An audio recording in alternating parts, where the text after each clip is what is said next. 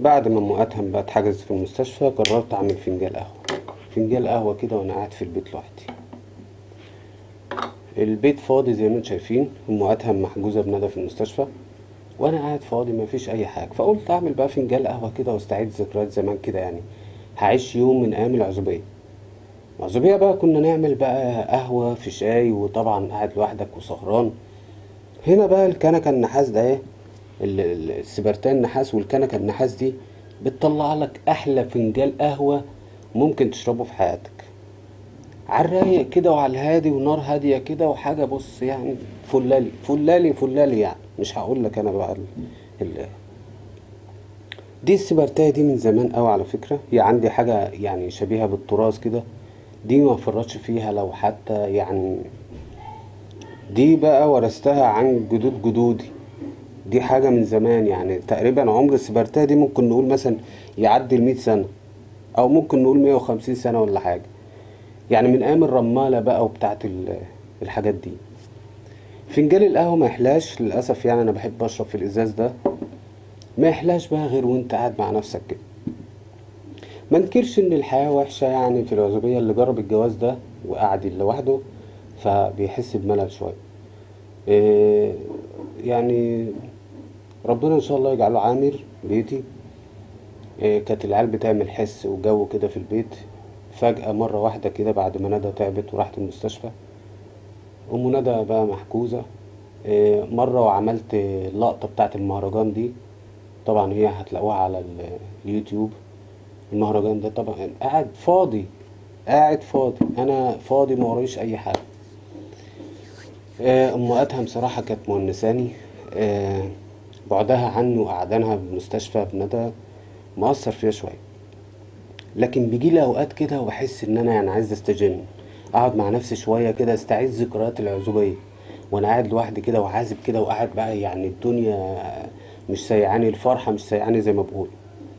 آه، فقلت بقى اعمل لي فنجان قهوه حلو كده جميل على السبرتاية كده بتاع الزمان. وده على فكرة بتاع المزاج، هو مش مكانه ده بس يعني. القهوة والسبرتاية ده عايزة يعني تروح في معلش في غيط أرياف، وتقعد بقى تشرب فنجان القهوة على الكانون أو على السبرتاية الحلوة دي. السبرتاية دي حد عرض عليا فيها 500 جنيه، أنا مبعتهاش ومش هبيعها. دي حاجة على فكرة يعني مش مقدرش أفرط فيها. ابتدينا نسمع صوت اهو، والقهوة يعني ما شاء الله كده حاجة. مش هقول لك بقى، مش هقول لك. اتفضلوا معانا بقى احلى فنجان قهوة ممكن تشربه في الكنكة النحاس. تحس كده ان الكنكة النحاس ده اهي ليها نكهة يعني طعم كده تاني كده في البن، بيخلي البن له وش. بيخلي البن على فكرة الرمالة برضو حاجة كويسة، تشرب قهوة على الرمالة كده. بعض القهوة بتاعت زمان فيها الرمالة كده، بتحس كده فنجان قهوة متشربوش عند أي حد. والسر هنا على فكرة ممكن يكون في النار، يعني الرمالة هي رمل سخن، فإن هي سوى القهوة بالبطيء أو بالنار الهادية. هنا برضو نار مش نار غاز، فالنار ده هي نار يعني النار سبرتو على الهادي كده، تحسها كده نار واطية. وعشان كده القهوة بتعمل وش وبقى لها طعم تاني. فاحنا هنا ابتدت تطلع اهي. وعلى فكرة يعني انا كنت استاذ قهوة، وكانت بتطلع معايا بوش زمان، دلوقتي معرفش ايه اللي حصل، ما بقتش تطلع معايا وش صراحة يعني. من بعد قهوة ام ادهم وانا ما بستطعمش اي قهوة للاسف، يعني للاسف حاجة بتواجهنا كلنا وبتواجه كل الناس المتجوزين. لو انت خدت على قهوة مراتك وحبيتها، مستحيل تقعد على قهوة لف مصر كلها مش هتستطعم فنجان قهوة زي بتاع مراتك. زي بالظبط موضوع الاكل كده بالظبط. الاكل والنفس، النفس والاكل. ما تقدرش تاكل من ايد اي واحدة غير مراتك لو انت متعود على مراتك كده. احنا كنا كده مع اهالينا. يعني انا والدتي لما كنت اكل منها بعد ما اتجوزت حسيت بفرق طعم كتير. اختلاف اكل بقى بين امي ومراتي، فدي يعني مش حلو. مع مرور الوقت بقى لما اتعزلت واتجوزت لوحدي، ابتديت خلاص قدام الامر الواقع، ما استطعمش غير اكل مراتي.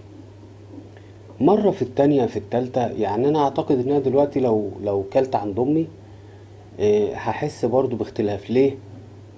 انا بقالي سنين باكل الاكل من ايد مراتي. كذلك القهوة دي بقى، انا كنت يعني ايه، وانا خاطب كانت مراتي دي بتعمل لي قهوة زي الزفت، من غير وش ومن غير اي حاجة. صراحة انا كنت بحب قهوة حماتي. حماتي كان عليها فنجان قهوة بصراحة فوق الوصف، لدرجة ان انا وانا خاطب وانا عند خطيبتي انا كنت بطلب حماتي هي اللي تعمل لي القهوة بايديها، لان كان في نفس كده. تخيل بقى انت بعد السنين دي كلها ان انا دلوقتي ما اشربش فنجان قهوة من نفسي ولا من حماتي، واشربه من ايد مراتي ام ادهم. ام ادهم بقى كده عليها فنجان قهوة يا جدعان.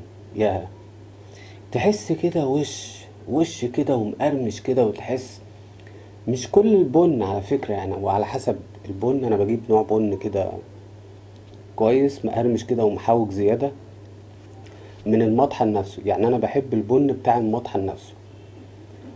وبتاع المطحن ده بيطحن لي بقى جوزة الطيب ومش عارف ايه بهارات كده، والتحويجة بتاعته بتبقى زيادة. لدرجة ان انا مش متخيل ان اليوم اللي ما بشربش فيه قهوة بيجيله صداع. بس مش هقولك بقى على فنجان قهوة بتاع ام ادهم. يا ام ادهم، مأثر فيا فراقها والله بصراحة يعني. وقعدت في المستشفى بالبيت كده يعني، مخلي البيت فاضي، هو قاعد فاضي مفيش اي حاجة اعملها، قاعد بشرب قهوة. يعني هي ممكن تشوف الفيديو ده تقول لي انت سايبنا وقاعد مروق حالك وقاعد تشرب قهوة.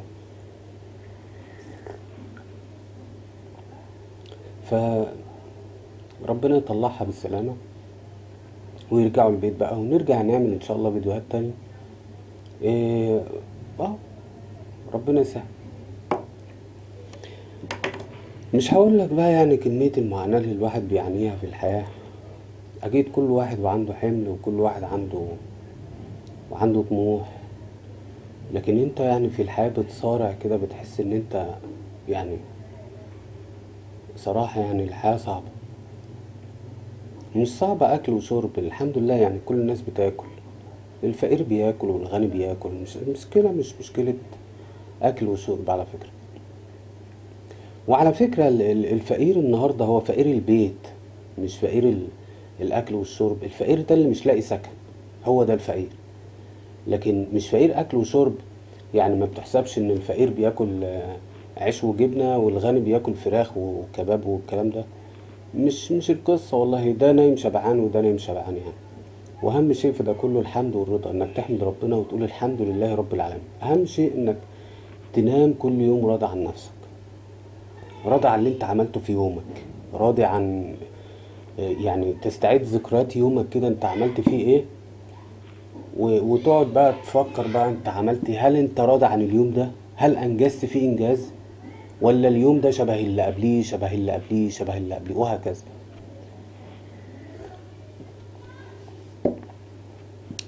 زمان الحياة كانت حلوة و بس ما كانش فيه سبل الرفاهية اللي بتاعت النهاردة دي. والحمد لله يعني النهار يعني الناس كلها معايا على الفيس، الأصدقاء والناس كلها بتحن للماضي.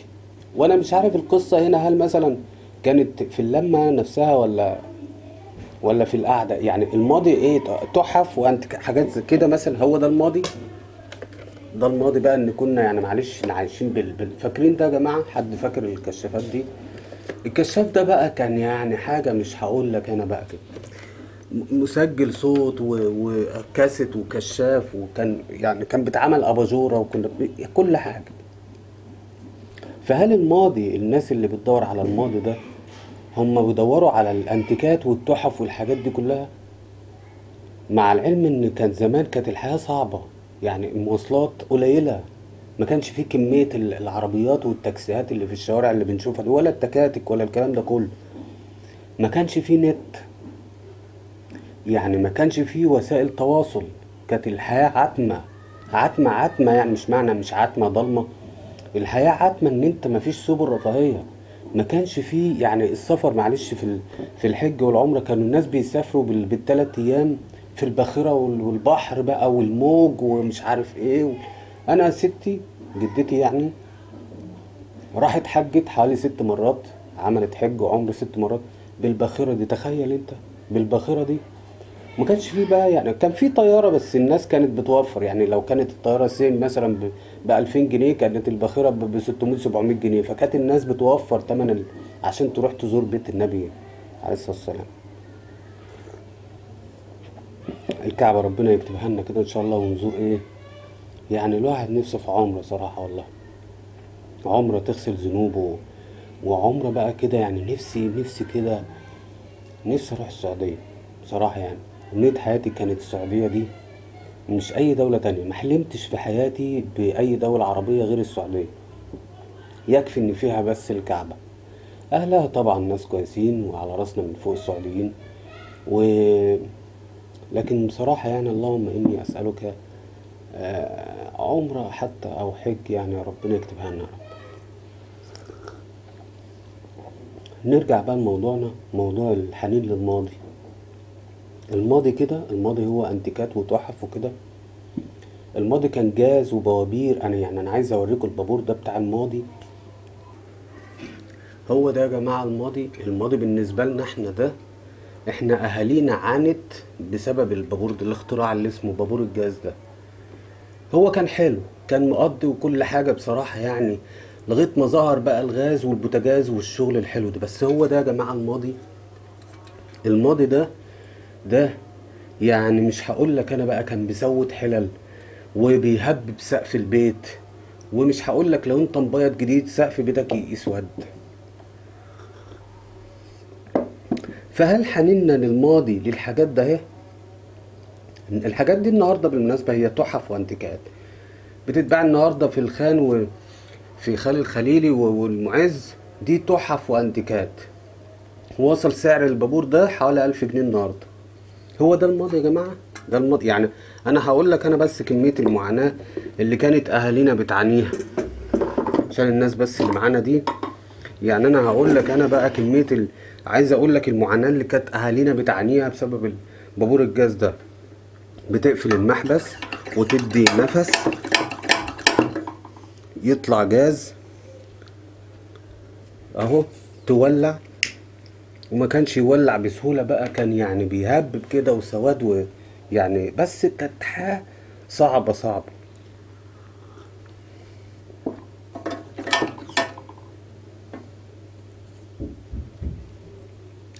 بياخد وقت بقى على ما يسخن بقى ويدور. ده غير الوش، مش هقول لك انا كمية وش ممكن تسمعها من الاختراع اللي اسمه بابور ده. بس هو كان يعني فترة مرحلة من الزمن وبتعدي. جبت ورقة عشان يولع يعني يساعد في الاشتعال.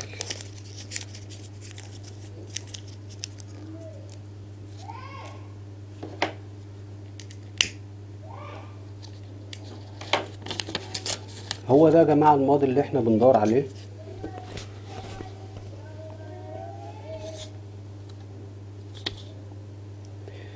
هو الفكرة هو يعني ده كان مرحلة انتقالية بقى بين فترة ما قبل يعني من الكانون، وبعدين بقى نخش على مرحلة الغاز بقى والبوتاجاز الإشعال. ما تتصوروش أنا فرحتي كانت قد إيه يوم ما رحت مع والدتي واشترينا بوتاجاز الإشعال الذاتي ده. تتك على الزرار كده يشتغل، ولا حتى كبريت. شوف انت بقى من كبريت لولعة والكلام ده كله. مش فاكر كان في ولعت ولا، بس كان الكبريت سايد يعني. هو ده يا جماعة بقى المعاناة اللي كانت أهالينا وأمي وأمك بتعاني بسبب الموضوع ده. وكانت الحالة طعم يعني. أنا إيه هقول لك حاجة. الأكل، سوى الأكل على البوابير كان ممكن يكون أفضل شوية. أولا الكانون له طعم تاني. حلة المحشي على الكانون ملهاش طعم، ملهاش حل. مش هقول لك أنا بص،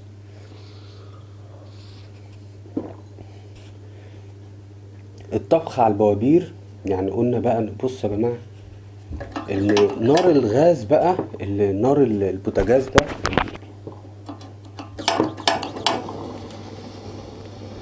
نسيت اقول لك بقى الاختراع ده يا جماعة لو انت شايفه، دي ابرة. الابرة دي يعني هو ده ما ينفعش من غير دي. البابور ده ما ينفعش من غير الابرة ده. الابرة دي بقى هي يعني مفتاح الفرج. ممكن البابور ده ما يولعش بسبب الابرة دي. الابرة دي بتسلك، كنا بنسلك بيها كده وتدي انفاس. طبعا الصوت هيبتدي بقى يوش، احنا ابتدينا نسمع وش اهو وحاجات، وندي نفس. واسمع بقى كمية الوش اللي ممكن تسمعها طول النهار وانت منتظر بقى عشان تاكل، عشان تتغدى، عشان تاكل. شايفين يا جماعة النار كانت عاملة ازاي؟ يعني هو عشان تعمل فنجان قهوة كده على البابور ده، انت هتسود الكنكة ممكن تبوظ. ده بقى البابور وعيشة زمان. تفتح النفس، هي دي عيشة زمان، عيشة اهالينا. مش هقول لك بقى يعني الدخان ايه والدنيا بقت عاملة ازاي. كانت بساطة. عيشة زمان كانت بسيطة، بسيطة والناس يعني. بس انا عندي شغف اعرف ليه احنا بنحن للماضي. وتحليلي انا شخصيا يعني الحنين للماضي ده ممكن يكون بسبب اللمة نفسها هي اللي كانت حلوة. يعني بعد ما اتجوزنا، كل واحد اتجوز، كل اخ ساب اخوه، سيبنا البيت. يعني بنزور اهالينا النهاردة زيارة، ما انتش مقيم معاهم 24 ساعة زي زمان. آه، الحياة اختلفت. فممكن الحنين للماضي، ممكن في بعض الناس بتحن للمة نفسها. اللمة بقى في رمضان والفطار ونصحى الصبح عايزين نفطر وعايزين ناكل ونروح المدارس كلنا سوا. النهاردة كل واحد بقى همه نفسه وهمه زوجته وأولاده، وملوش دعوة بالتاني. وتشوف بقى اخوات بتعادي بعضها عشان خاطر الميراث، واللي معاد اخوه عشان مش عارف ما ورثش فلوس ولا ايه وبتاع. فنجان قهوة صراحة، ده بقى اللي اسمه اختراع. يعني ما قبل بقى الايه الغاز والبوتاجازات والاشعال الذاتي والكلام ده. شايفين الدخان ده بقى ممكن يعميك، يعني ممكن بقى يكحح صدرك كده. وللاسف يعني ما كانش فيه كمية الامراض بتاعت النهارده دي. يعني كان الاكل، بس معرفش هل ده كان صحي ولا ايه. بالمنظر اللي احنا شايفينه ده كان صحي ولا لا. فاهالينا عانت كتير بصراحة. يعني احنا كنا الجيل اللي هو ايه، في المرحلة الانتقالية بقى كده، اللي هو ما بين ده وما بين البوتاجازات بقى والاشعال الذاتي والحاجات دي. بس هي كانت ايام، مش هقولك يعني ان هي، يعني انا بحن للماضي. وببقى نفسي صراحة يعني ارجع ولو يوم للماضي، بس مش هيرجع. فالماضي بالنسبة لنا هو كان تحف وانتيكات. يعني مش هقولك انا بقى وابور الجاز ده، لا تعالى بقى خد عندك التقيلة دي. فاكرين ده يا جماعة؟ هو ده الماضي. دي بقى اللي اسمها ماضي. ده ايه طلعت دكاترة ومهندسين، وطلعت مش هقولك انا علماء وناس في قمة الادب والاخلاق. اللي انت شايفها دي عاشت معانا احلى ايام حياتنا. زي ما نقول كده العصر الذهبي كان العصر ده. اللي كان بيذاكر على اللمبة الجاز والطبلية ده في ناس يعني بقوا النهاردة حاجة. في ناس عملت تاريخ من اللمبة الجاز ده. دي بقى كده يعني كنا هنقول اديسون. مصباح اديسون صراحة ده كان اختراع. اللي عمل الاختراع ده كان راجل بصراحة فوق الوصف. الحاجات دي النهاردة ده تحف وانتيكات بتتباع في المعز، شارع المعز في القاهرة لو محدش عارف المعز ده فين، وخان الخليلي والحتت دي. ده كانت اختراع. دي ياما ناس طلعوا عبقرة بسبب المذاكرة على اللمبة الجاز. يعني انا مش هقول لك انا بقى ايه اللمبة الجاز دي. اللمبة الجاز ده لان في ناس ما عصرتش الكلام ده. في ناس ما حضرتش اللمبة الجاز دي. على فكرة انا محتفظ بالحاجات دي لان هي تراث، الحاجات دي تراث. ده اهي، ده اهي بقى اهي، دي بقى اللمبة الجاز، وتعلي وتوطي وبتاع. ده كان الكشاف بتاع البيت، ده كان في نص الليل بيولع، يعني ينور بقى حياتنا، ونذاكر عليه ونتعشى عليه وناكل عليه وننام عليه بقى. يعني مش هقول لك ايام ما قبل الالكتريك وكده والحاجات الحلوة دي. دي بقى يعني اختراع لوحده كده، اختراع. طفيانها كان ممكن بتطفي كده وشكرا. دي كده يعني مهمتها. على فكرة هي مليانة جاز اهي، فيها جاز وشغالة، يعني مش معلتش لا، وما زالت يعني محتفظ بيها صراحة يعني. دي بقى كانت مرحلة انتقالية للحاجات، يعني دي كانت حاجة بدائية شوية. دي كانت حاجة بدائية قبل بقى ما نشوف بقى الحاجات دي، الفانوس السحر والحاجات اللي هي اللي احنا شايفينها دي. الحاجات دي بقى كده برضو نفس السيستم، نفس النظام، جاز برضو، وبتعلي وتوطي وبتاع، وفيها جاز وشغال على فكرة. ده بقى يعني كان مرحلة تانية بس بشيك شوية. دي ما كانش ينفع تمشي بقى في الشارع. دي كنا بنروح بيها الجنازات ونشيع بيها جنازات واحنا ماشيين في السكك كده بالليل، واللي كان رايح شغل واللي جاية من شغل بالليل الساعة 9 بالليل ما كانش حد بيشوف النور. ده بقى عدى معانا الفترة قبل بقى موضوع الكهرباء ونحط حجارة. الفانوس ده على فكرة اتاخدت منه الفكرة، بعد كده حطوا حجارة وبقى فيه لمبة وبإيد بزرار، بس نفس الاوبشن ونفس الديزاين ده على فكرة، يعني كان نفس التصميم ده. هو ده الماضي يعني الحنين. بعد كده بقى جالنا بقى الوحش ده احنا شايفينه ده، بص. ده بقى يعني جه بقى الشريط والتيت، وكان بيتعمل اباجوره اهي، وكنا نقعد نذاكر. وده حاجه يعني مش هقول لك انا، يعني كنت تسمع اغاني وبيشحن بالبطاريه، وراديو اذاعه قران كريم، وبحول وكل حاجه. بص يعني مش هقول لك انا بقى اختراعات بقى.